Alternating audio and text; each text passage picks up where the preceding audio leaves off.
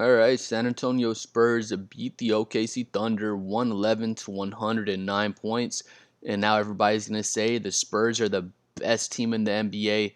This coming from a Spurs fan. I'm a gigantic Spurs fan. Just got done watching the game. I'll never just take one game and say this team is better than that team just because of one game. I'd have to see the Spurs beat the Thunder in a playoff series, or see the Thunder get knocked out before the finals, and then the Spurs go on to win the finals. For me to say that the Spurs are better than the Thunder, and that's just how I look at every single team, every single game. But with that being said, this was an awesome game from the Spurs. The Spurs look like they match up very well with the Thunder, and based on this game, and just from the Spurs season so far, again, I'm a Spurs fan. I've been watching all the Spurs games, and it's cool to see that the NBA world gets to see Stephon Castle and Devin Vassell, Dylan Harper, gets to get reminded about De'Aaron Fox, Champagnie, Keldon Johnson, Luke Cornett is an awesome pickup for the Spurs. Everyone knows about Wembanyama, of course, and the Spurs look like they match up just really well against the Thunder with all the Spurs' big athletic guards that are able to switch on all sorts of screen actions, just like the Thunder like to do. And then the Spurs have Wembanyama, they have Luke Cornett to kind of counteract Chet Holmgren and Isaiah Hartenstein. The Spurs can play that double big lineup if they need to match up with the Thunder on that double big lineup. The Spurs can go small. The Spurs can do, a lot of the same things the Thunder like to do. Thunder have better chemistry still. When I was watching the game, if y'all got to watch the first quarter, Wemby didn't even play in the first quarter. He didn't get into the game rather until the second quarter. And in the first quarter, the Thunder were doing a good job of turning the Spurs over. They were playing good defense. They pretty much always do a great job of collapsing and just making teams kick out from the paint. And then they give up quite a lot of 3 point looks, but their strategy is always just to try to make the ball find the worst shooter on the other team and let that guy try to beat you instead of letting someone like De'Aaron Fox or Wembanyama try to beat you. But even when Wembanyama wasn't in the game for the first quarter, the Spurs were still getting a lot of open three balls. They were still having some pretty good ball movement and getting some open 3 point looks that they just weren't hitting. But the Thunder were also doing a very good job taking away those shots in the paint and just forcing the Spurs to take 3 point shots. Breaking down the stats real quick, the Spurs had 19 turnovers. The Thunder had 14 turnovers. The Spurs did have 5 more turnovers. OKC usually turns over the team they're playing more than the turnovers they have themselves. That was no surprise. The Spurs did an awesome job on SGA, though. SGA goes 12 for 23. He does have 29 points, 29 points on better than 50% shooting from the field.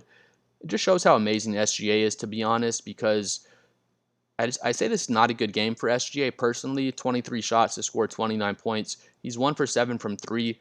The Spurs strategy was just every time SGA would come off of the screen, Stephon Castle was guarding him for the most part. Stephon Castle would fight over the screen. Luke Cornett, Wemby, whoever it is, they're in drop coverage against SGA. If he wants to come off the screen and step into a wide open three, the Spurs are basically saying, go ahead. If you're going to take 10 threes and make 4 or 5 of them, we'll just have to live with that. And you kind of notice SGA took the 7 threes. He usually doesn't shoot that many threes out there. And with him taking more threes, the Spurs did a great job as well. I didn't see one time when any of the Spurs bit on one of SGA's pump fakes. They did a great job staying grounded, did a great job keeping their hands straight up and down, did a great job not getting their hand in the cookie jar, and doing a lot of those things where SGA is just so talented at drawing those fouls in those situations.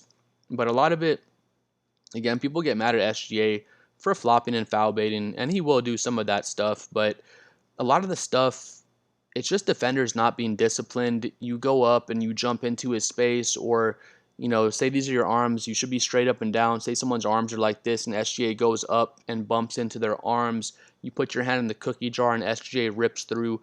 Those are all just legit fouls, and the Spurs kind of showed that if you play defense the right way and you play disciplined defense, you can limit SGA to only 4 free throw attempts. And one thing that limited his free throw attempts also was playing kind of a drop coverage and forcing him into three balls. He took 7 threes.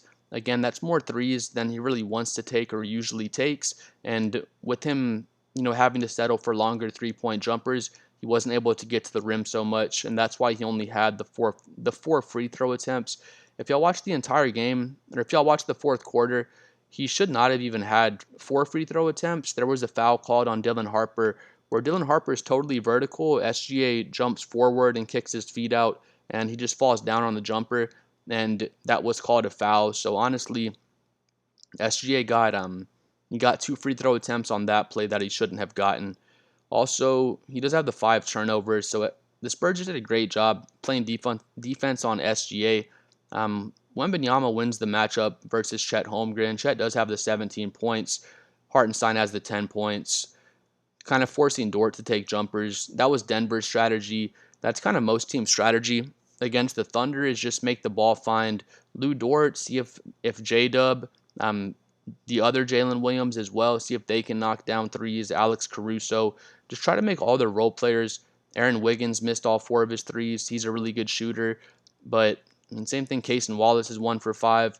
Just try to make all the role players beat you, and then try to take away SGA, try to take away Chet Holmgren, and then, again, try to make J-Dub beat you from outside. But the Spurs did a great job with all the athletic guard players they have, and the NBA is kind of getting to see all the talent the Spurs have at the guard position, because it's not just Wembanyama.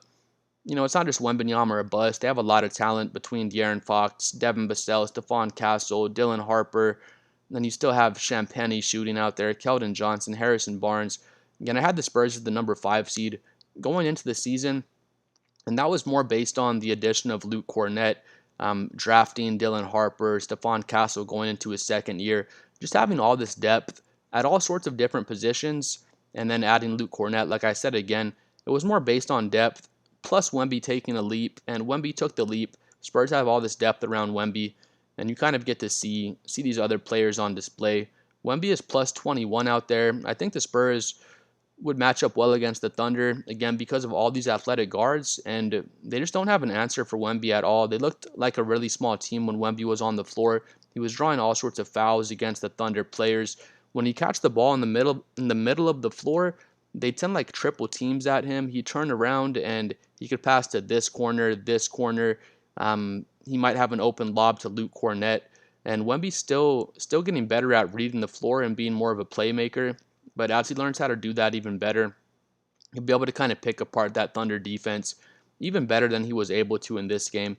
Again, Wemby was plus 21. He only played 21 minutes. If Wemby was able to play his usual, 33, 34 minutes, the Spurs might have been able to win even more comfortably. But De'Aaron Fox, Vassell, Castle, Wemby, all those athletic guards were giving OKC trouble. And of course, Wemby's always giving every team he plays against trouble. The Spurs didn't even play their double big lineup with Luke Kornet and Wembanyama, but OKC didn't play too much of their double big lineup either. That's another thing. That's why I feel like the Spurs matchup probably as good as any team would against OKC. Just with the athleticism, they can match that double big lineup as well. Again, with that being said, though, Spurs match up very well. I'd give the Spurs a decent chance against any team in the playoffs. I feel like the Spurs have so much versatility, and they look similar to a younger Thunder team with all those young athletes that they had, when they were a younger team. OKC, again, my last point, I won't say the Spurs are better than OKC now just because the Spurs won one game against the Thunder. The Thunder had won 16 games in a row. They look like they're probably going to finish with the best record in NBA history. But I do think the Spurs match up as good as any team against the OKC Thunder, to be honest. I give the Spurs a good chance against any team in the playoffs. The only thing with OKC, the Houston Rockets, Los Angeles, not so much. But a lot of these teams have experience playing together. They've already been in some playoff battles and got to see, what the playoffs are really like. Got to see how teams game plan for them in a 7-game series. And things are totally different once it's a 7-game series and teams are totally game planning just to play against you for 7 games straight. With that being said, I think I already mentioned in the video, next time the Spurs play OKC is going to have a different game plan. It's not going to look exactly like this game looked. OKC is going to look at this tape.